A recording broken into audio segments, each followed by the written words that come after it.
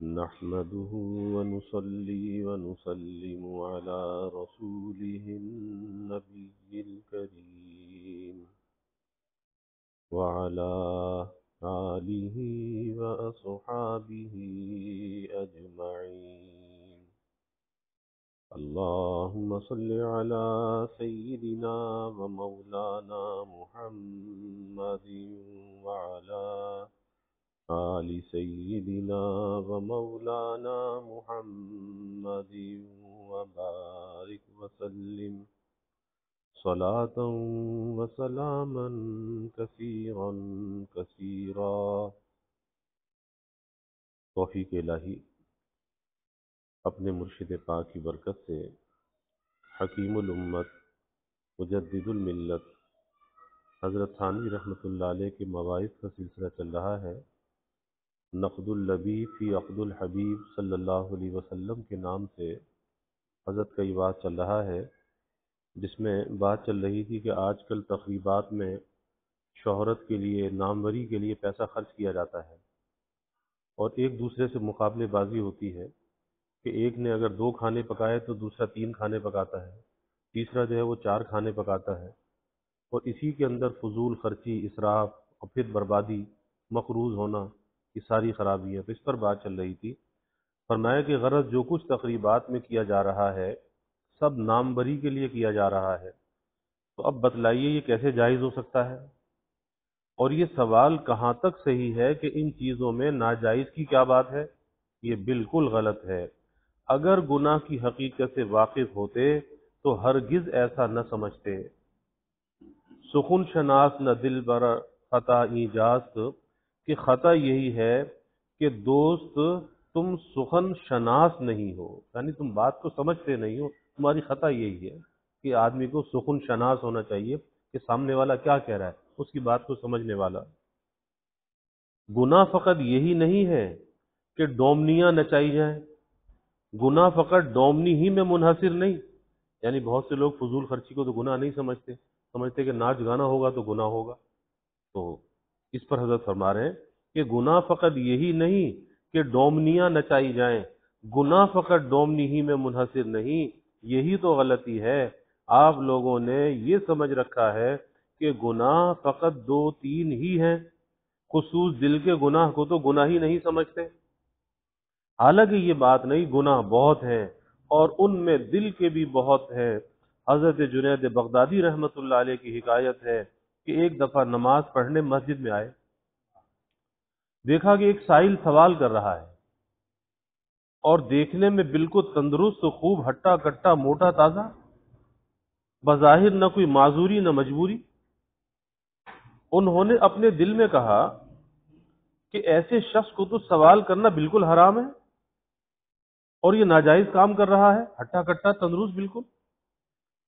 حالانکہ ممکن تھا کہ اس کو کوئی خاص عذر ہو جس کی وجہ سے وہ اکتساب کے قابل نہ ہو، کمانے کے قابل نہ ہو، یا اکتساب کے قابل ہو لیکن اکتساب سے اس کی ضرورت پوری نہ ہو سکتی ہو. مثلا فرض کیجئے کہ کسی ظالم نے اس پر 1000 کی ڈگری ناحق کرا دی اور وہ مظلوم ہے. اب اس صورت میں گو وہ ہاتھ پاؤں سے درست ہے، مگر 1000 روپے وہ ایک دم سے کہاں سے دے؟ بلکہ اس صورت میں 200-400 روپے اس کے پاس جمع بھی ہوں تب بھی وہ باقی روپے کا اکتساب 1-2 دن میں نہیں کر سکتا. لہٰذا ایسے شخص کو اجازت ہے شریعت سے کہ بھیک مانگ کر ڈگری کا روپے ادا کر دے. وہ جو عدالت میں ڈگری ہوئی ہے مانگ کر وہ روپے ادا کر دے اور اپنی جان چھڑا لے. مگر ان کو اس ظاہری حالت سے شبہ پڑا جنید بغدادی رحمۃ اللہ علیہ کو کہ یہ ہٹا کٹا ہے اور بھیک مانگ رہا ہے، تو ظاہری حالت سے شبہ پڑا اور اس کو دل میں برا کہا. رات کو جو سوئے تو خواب میں کیا دیکھتے ہیں کہ ایک مردہ ہے اور اس کو کاٹ کاٹ کر کھانے کے لیے ان سے کہتا ہے اور یہ انکار کرتے ہیں. تو وہ ان کو جواب دیتا ہے کہ دن میں تو اس فقیر کی غیبت کر کے مردہ کا گوشت کھایا اور اب انکار ہے. انہوں نے کہا کہ میں نے تو اس کو کچھ نہیں کہا. جواب ملا کہ غیبت زبان ہی سے کہنے سے ہوتی ہے، دل سے بھی تو ہوتی ہے. حق تعالی تو قلب کو دیکھتے ہیں، بلکہ اصل غیبت دل ہی سے ہے۔ ان الکلام لفؤاد ان الکلام لفی الفؤاد وانما جعل اللسان علی الفؤاد دلیلا، یعنی کلام تو دراصل قلب ہی میں ہوتا ہے، زبان تو محض اس کی مترجم ہے، ترجمہ کرنے والی، ترجمانی کرتی ہے۔ جو کچھ دل میں ہوتا ہے وہ صرف اس کو ظاہر کر دیتی ہے، باقی بات تو وہی ہوتی ہے جو دل میں ہوتی ہے۔ چنانچہ اٹھے اور پہنچے اس فقیر کے پاس کہ اب اس کو تلاش کریں کہاں ہے۔ دور سے دیکھ کر اس نے فوراً یہ آیت پڑھی، اس فقیر نے، اللہ کا نیک بندہ تھا وہ بھی، وَهُوَ الَّذِي يَقْبَلُ التَّوْبَةَ عَنْ عِبَادِهِ وَيَعْفُو عَنِ السَّيِّئَاتِ، سبحان اللہ، جس کا مطلب یہ تھا کہ گھبراؤ نہیں، توبہ کرنے سے خدا سب گناہ معاف کر دیتا ہے۔ چونکہ اب توبہ کر چکے ہو، اب توبہ کر چکے ہو، لہذا سب معاف۔ تو دیکھیے غیبت دل سے بھی ہوتی ہے، اسی طرح حدیثوں میں وعید آئی ہے ریا پر، اور وعید آئی ہے حسد پر، اور وعید آئی ہے کبر پر، حب دنیا پر۔ اب بتلائیے یہ سب گناہ قلب کے متعلق ہیں یا اعضاء ظاہری کے؟ ظاہر ہے کہ قلب ہی کے متعلق ہیں، اور بھی گناہ قلب کے متعلق کیا ہوتے؟ سارے ہی گناہوں کا تعلق اول قلب ہی سے ہوتا ہے، پہلے اندر خیال آتا ہے۔ چنانچہ خود فرماتے ہیں جناب رسول مقبول صلی اللہ علیہ وسلم، الا ان فی الجسد مضغۃ اذا صلحت صلح الجسد كله واذا فسدت فسد الجسد كله الا وهي القلب۔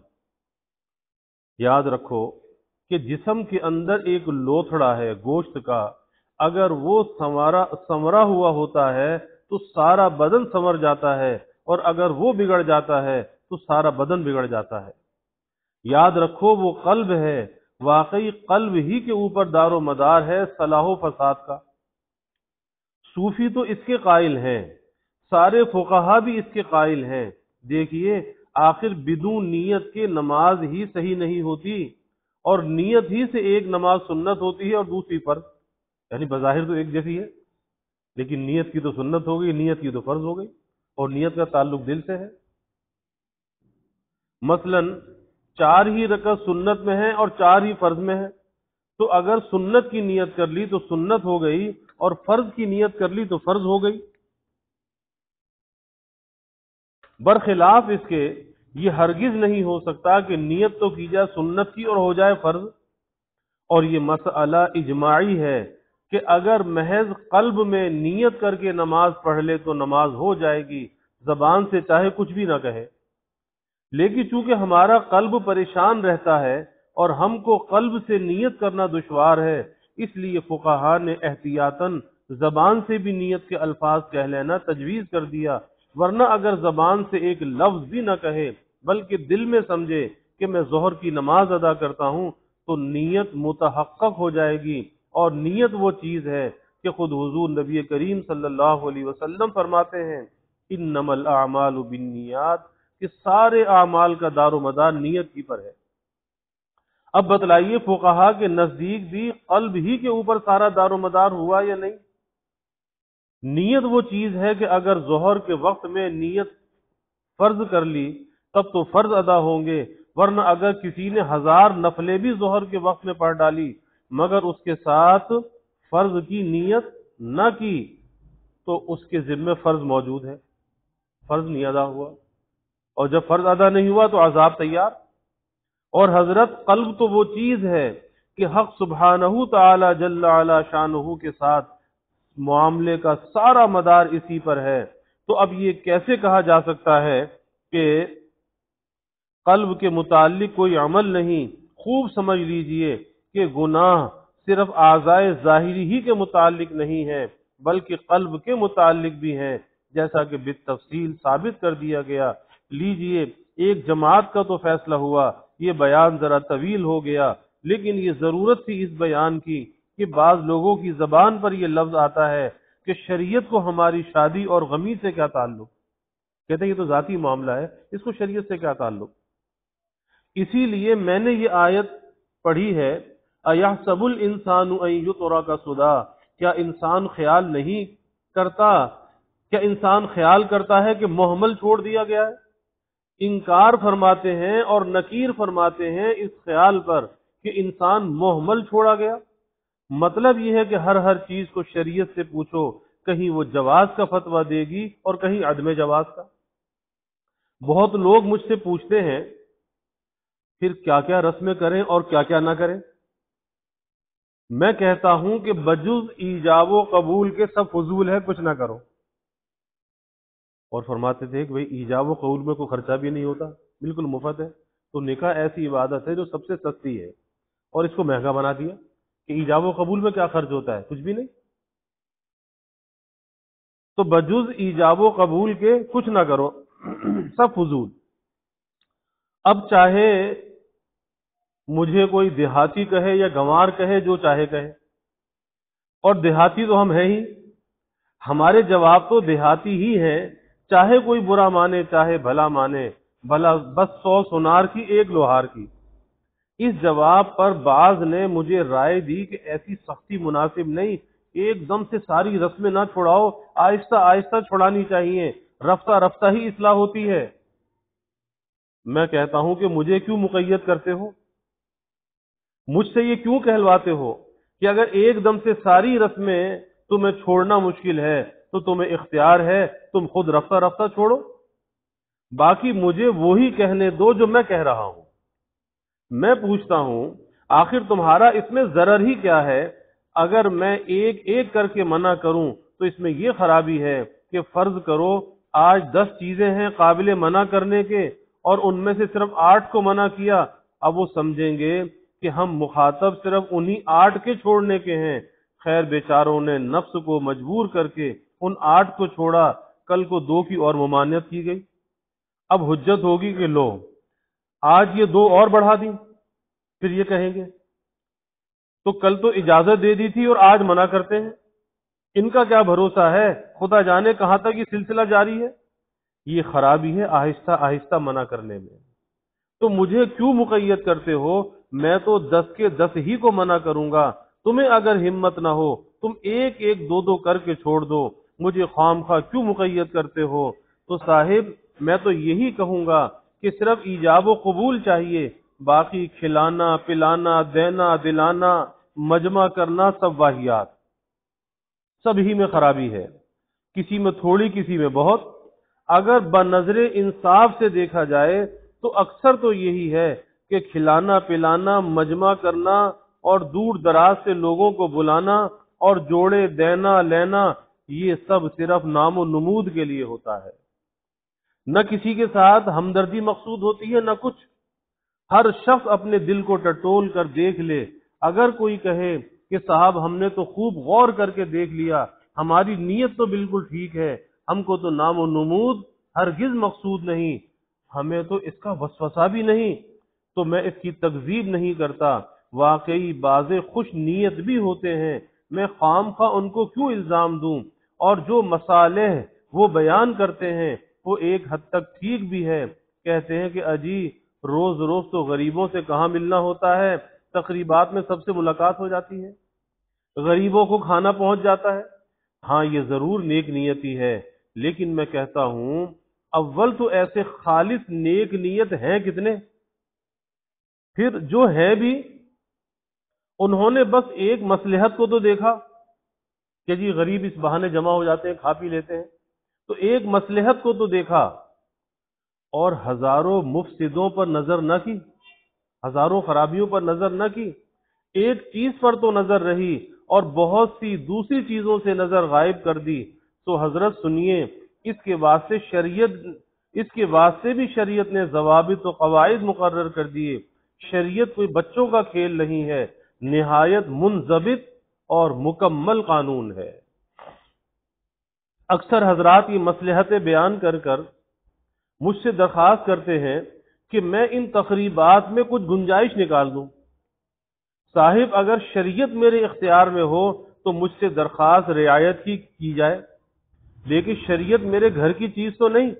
اگر میں خام خواہ دخر دل معقولات کر کے اپنی طرف سے رعایت کر بھی دوں تو اس سے ہوتا کیا ہے؟ جو امر ناجائز ہے وہ میرے کہنے سے جائز تھوڑا ہی ہو جائے گا۔ بلکہ الٹا مجھ ہی سے سوال ہوگا کہ تم کون تھے جائز کرنے والے، تو میں کیوں مصیبت میں پڑوں، میں کیوں مصیبت میں پڑوں؟ اب سنیے، شریعت نے ایسے موقع کے لیے کیا حدود اور قواعد مقرر کیے ہیں، سو من جملہ ان کے ایک قاعدہ یہ ہے کہ جب کسی چیز میں مصلحت اور مفسدہ، کسی چیز میں فائدہ اور نقصان، مصلحت اور مفسدہ فساد دونوں جمع ہوں تو اعتبار مفسدے کا ہوتا ہے، پھر اس کا نقصان دیکھا جائے گا۔ یعنی اگر کسی چیز میں مصلحت بھی ہے اور مفسدہ بھی ہے تو اس حالت میں مصلحت کو نہ دیکھا جائے گا بلکہ مفسدے کا اعتبار کیا جائے گا۔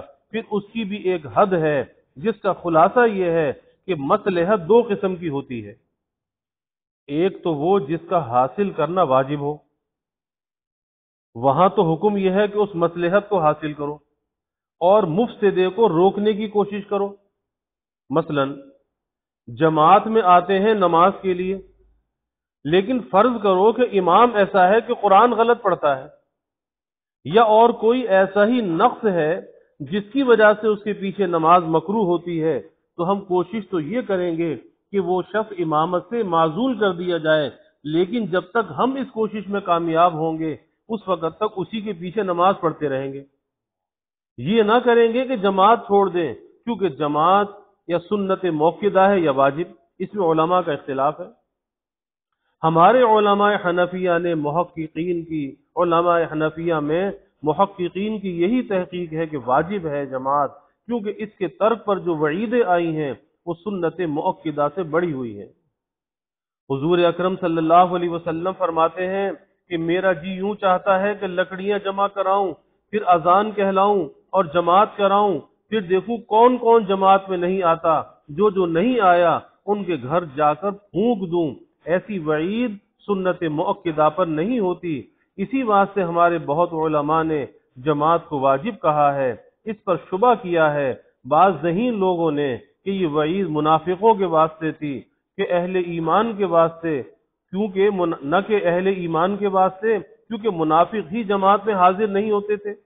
تو یہ وعید گھر پھونک دینے کی دراصل ان کے نفاق پر تھی، نہ کہ ترک جماعت پر۔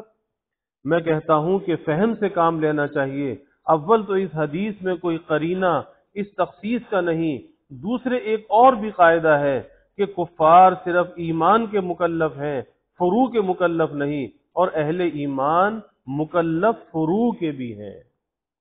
مثلا کفار جب تک کافر ہیں انہیں یہ حکم نہیں دیا جاتا کہ نماز پڑھو، کیونکہ نماز بدون ایمان کے صحیح نہیں ہو سکتی۔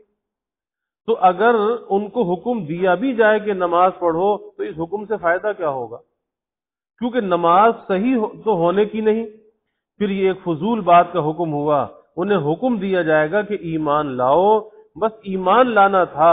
اب تمام خطاب ان کی طرف متوجہ ہو گئے اور سارے فروع کے وہ مکلف بن گئے۔ اب ہر حکم ان سے متعلق ہو گیا، اس کے پہلے کچھ بھی نہیں تھا۔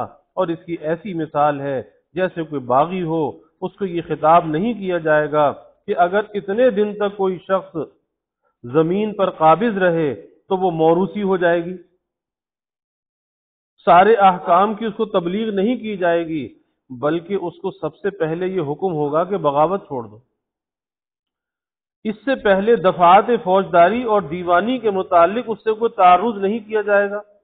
جب اس نے بغاوت چھوڑ دی تو اب اس پر ساری دفعات عائد ہو گئے، فوجداری کے دفعات بھی اور دیوانی کے دفعات بھی۔ جب یہ بات سمجھ میں آ گئی اب دوسرا قاعدہ سنیے کہ منافق تھے کافر، اور حضور صلی اللہ علیہ وسلم کو وحی سے بتلا دیا گیا تھا کہ وہ اعتقادی کافر تھے، وہ ان کا عقیدہ ہی صحیح نہیں تھا کہ فلاں فلاں منافق ہے، تو ان کا کافر ہونا حضور صلی اللہ علیہ وسلم کو معلوم تھا۔ اور جب وہ کافر تھے تو ان کی طرف حسب قاعدہ مذکورہ جماعت کا امر متوجہ ہی نہ تھا، لہٰذا وہ ترک جماعت پر کسی سزا کے مستحق ہی نہ تھے۔ پھر حضور صلی اللہ علیہ وسلم ان کا گھر کیوں جلاتے؟ تو وہ شبہ جاتا رہا اور ثابت ہو گیا کہ یہ وعید ترک جماعت ہی پر ہے، اور ایسی سخت وعید سنت موقدہ کے ترک پر ہوا نہیں کرتی۔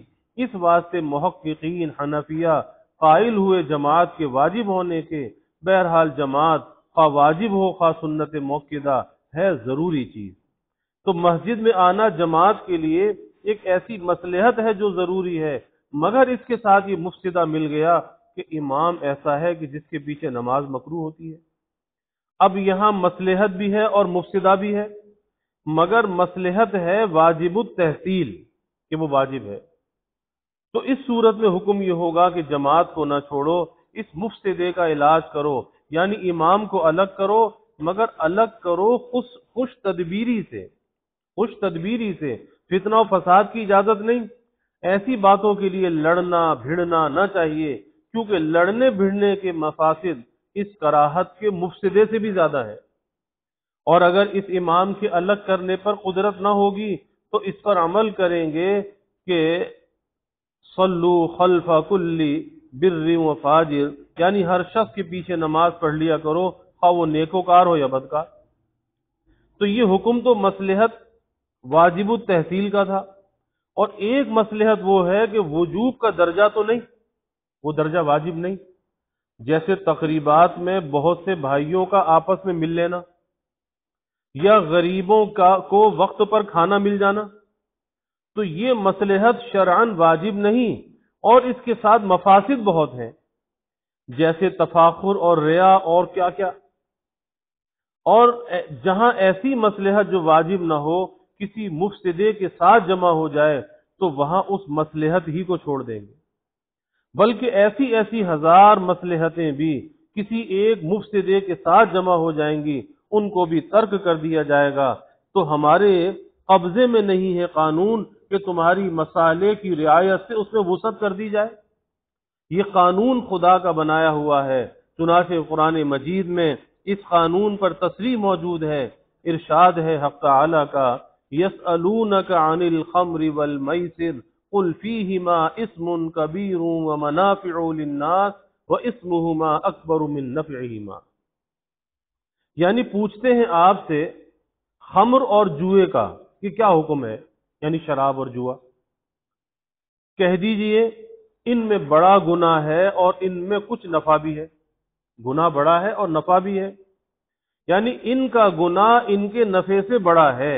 دیکھیے خود آیت میں اس بات کی تصریح ہے کہ جوئے اور شراب میں مصالح موجود ہیں، لیکن چونکہ گناہ بھی موجود ہے اس واسطے حکم ان کی حرمت ہی کا ہوا. تو یہ قاعدہ قرآن مجید سے ثابت ہو گیا کہ جہاں مفسدہ اور مصلحت غیر مطلوب شرع جمع ہو وہاں ترجیح مفسدے ہی کو ہوگی. لیجیے اب تو کوئی گنجائش ہی نہیں رہی اس قانون کے انکار کی. لیجیے میرا مدعا آیت سے بھی ثابت ہو گیا، وہ اس ثبوت کی چندہ ضرورت بھی نہ تھی، کیونکہ ہم مقلدوں کو حق کیا ہے نصوص سے استدلال کرنے کا. ہم تو تابع ہیں اپنے ائمہ کے. جب ان کا مذہب مدون ہے، یعنی ہمارے ائمہ کا مذہب مدون ہے، تو ہم کو اسی کو لینا کافی ہے. یہ کام تو علماء مجتہدین کا ہے، نصوص سے استدلال کریں اور قانون مرتب کریں. ہم جیسوں کو تو یہی کافی ہے کہ جس امام سے عقیدت ہو اس کے قول پر عمل کر لیں. مثلا ہم اتباع کرتے ہیں امام اعظم ابو حنیفہ رحمۃ اللہ علیہ کا، تو ان کا قول ہمارے لیے کافی ہے، ہم اسی پر عمل کریں گے. رہا نصوص سے استدلال، سو یہ کام ان کا ہے. پس جب ہم حنفی مذہب میں یہ اصل لکھا ہوا مدون پاتے ہیں کہ اگر کسی کام میں مفسدہ اور مصلحت دونوں جمع ہوں تو ترجیح مفسدے کو ہوگی، بشرطے کہ مصلحت واجب التحصیل نہ ہو. بس اس بنا پر ہم ان رسوم کو منع ہی کریں گے. اب اس کا بھی جواب ہو گیا کہ اس میں مصلحتیں ہیں، کیونکہ جہاں مصلحتیں ہیں وہاں مفسدے بھی تو ہیں. اب ایک بات رہ گئی، یعنی بہت سے لوگ ایسے بھی ہیں کہ جن کی نیت میں نہ تفاخر ہے، نہ کبر، نہ شہرت، نہ کوئی اور خرابی. ایسے بھی لوگ ہیں بالکل پاک صاف ہیں. وہ البتہ کہہ سکتے ہیں کہ صاحب ہمارے فعل میں تو مصالح ہی مصالح ہیں، مفاسد ہیں ہی نہیں، سب مصلحت ہی مصلحت ہے، مفسدہ کچھ بھی نہیں. اللہ گواہ ہے ہماری نیت نہ تفاخر کی ہے نہ ریا کی، ہماری نیت میں کوئی خرابی نہیں، ہماری نیت بالکل پاک صاف ہے. سو اگر کوئی ایسا دعویٰ کرے تو ہم تکذیب نہیں کرتے ایک مسلمان کی. ممکن ہے کسی کی نیت ایسی ہی پاک صاف ہو اور اسراف کا جو مفسدہ تھا اس کا وہ یہ جواب دے سکتے ہیں کہ ہمیں ماشاءاللہ خدا نے اتنا دیا ہے کہ ایسے ایسے خرچوں سے ہمیں رائی برابر بھی نقصان نہیں پہنچ سکتا۔ تو اول تو اس کا تسلیم ہی کرنا مشکل ہے کہ نقصان نہیں پہنچتا۔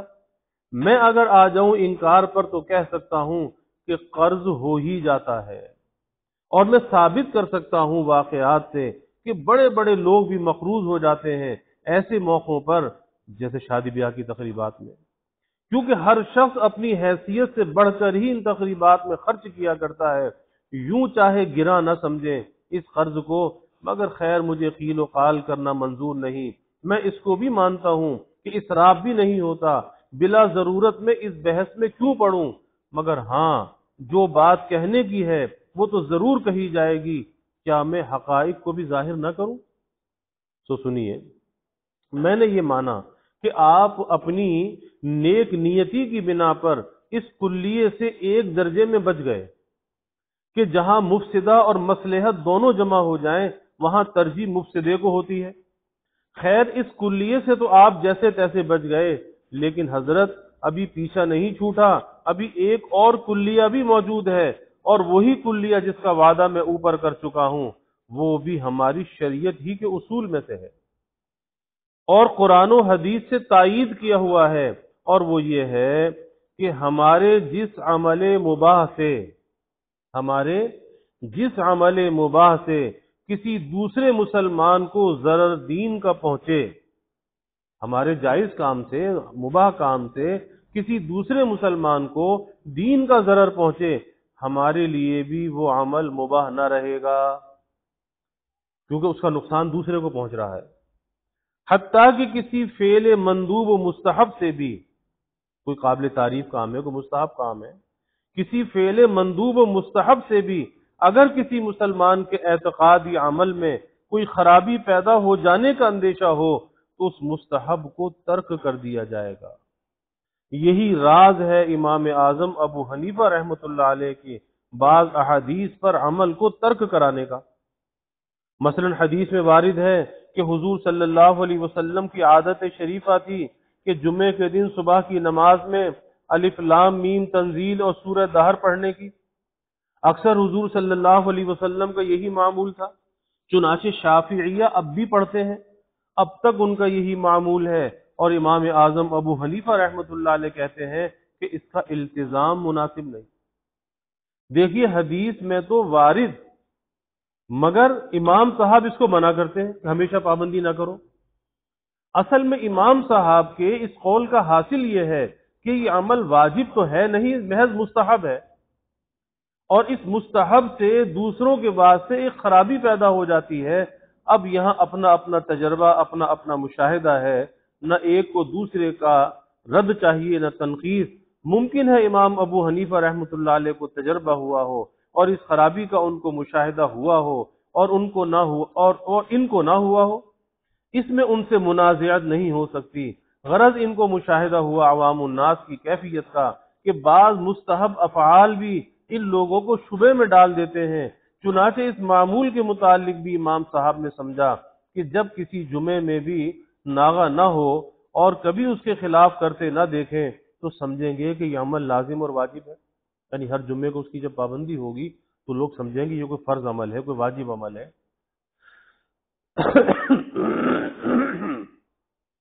تو یہ تو اعتقادی خرابی ہوئی کہ ایک مستحب عمل کو واجب سمجھنے لگیں گے۔ دوسرے ممکن ہے کہ ایک اور بھی خرابی کا مشاہدہ ہوا ہو، اور وہ عملی خرابی ہے، وہ یہ کہ بعض دفعہ جو نماز میں مجمع ہو جاتا ہے بڑا، تو دور والوں کو سنائی نہیں دیتا کہ امام کون سی سورت پڑھ رہا ہے، تو اب تو خیر ہے نہیں، امام نے سجدے کی آیت پڑھی ہے، نتیجہ یہ ہوتا ہے اس نے تو کیا سجدہ اور یہ گئے رکوع میں، وہ اٹھا سجدے سے اور کہا اللہ اکبر، انہوں نے کہا سمیع اللہ لمن حمیدہ، پیچھے سے آواز آئی سمیع اللہ لمن حمیدہ، ان کو تو پتہ نہیں کہ سجدے کی آیت پڑھی ہے، بڑی گڑبڑ ہو جاتی ہے نماز میں۔ چنانچہ مکہ معظمہ میں ایک دفعہ یہی گڑبڑ ہوئی، وہاں یہ دستور ہے سب اہل مذاہب جمع ہو کر نماز پڑھتے ہیں، کسی مصلی پر نماز ہوتی ہو، شافعی پر یا حنفی پر یا کسی پر، دوسرے اماموں کے مقلد بھی بلا تعمل شریک ہو جاتے ہیں۔ یہاں کا سا قصہ نہیں، پہلے 4 مصلے ہوتے تھے حرم میں اور 4 نمازیں ہوتی تھیں، الگ الگ مصلے تھے، اب تو ایک ہی ہوتا ہے، خیر تو یہ پہلے کی بات ہے، کوئی سمجھے کہ اب تو ایسا ہوتا نہیں، تو پہلے 4 مصلے تھے۔ تو بلا تعمل دوسرے امام کے مقلد اس میں شریک ہو جاتے ہیں۔ یہاں کا سا قصہ نہیں، کوئی شافعی امام ہو جائے تو اس کے پیچھے حنفی نماز نہ پڑھے، یہ واہیات بات ہے، وہاں سب پڑھ لیتے ہیں ایک دوسرے کے ساتھ، ایک دوسرے کے پیچھے، وہاں کوئی تخصیص نہیں کرتا۔ چنانچہ جمعے کے دن ایک دفعہ یہ ہوا کہ صبح کی نماز شافعی مصلی پر ہو رہی تھی، حج کا زمانہ، مجمع تھا بہت، امام ٹھہرے شافعی، انہوں نے حسب معمول الف لام میم تنزیل پڑھی، اب انہوں نے سجدے کی آیت پر پہنچ کر سجدہ تلاوت کیا اور اللہ اکبر کہہ کر ایک ساتھ سجدے میں گئے۔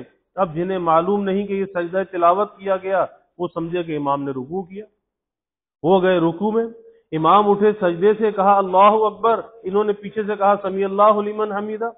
اب امام تو قرأت میں ہے اور وہ منتظر ہے سجدے میں جائے، اب امام سجدے میں ہی نہیں جاتا۔ جب بہت دیر ہو گئی، اب کوئی تو نیت توڑ کر ادھر ادھر دیکھنے لگا آخر معاملہ کیا ہے، کوئی سجدے میں چلا گیا، اس خیال سے کہ شاید تکبیر کی آواز نہ سنائی دی ہو، سجدے سے اٹھ کر جو دیکھا تو لوگ کھڑے ہیں، خیر یہ بھی کھڑے ہو گئے۔ اس کے بعد امام نے پھر 2 رکعت پڑھی تو ان کے نزدیک گویا امام نے 3 رکعتیں پڑھی۔ غرض اس وقت اس قدر گڑبڑ ہوئی کہ کوئی رکوع میں ہے، کوئی سجدے میں ہے، کسی نے نیت توڑ دی، کوئی سمجھا امام نے 3 رکعتیں پڑھی۔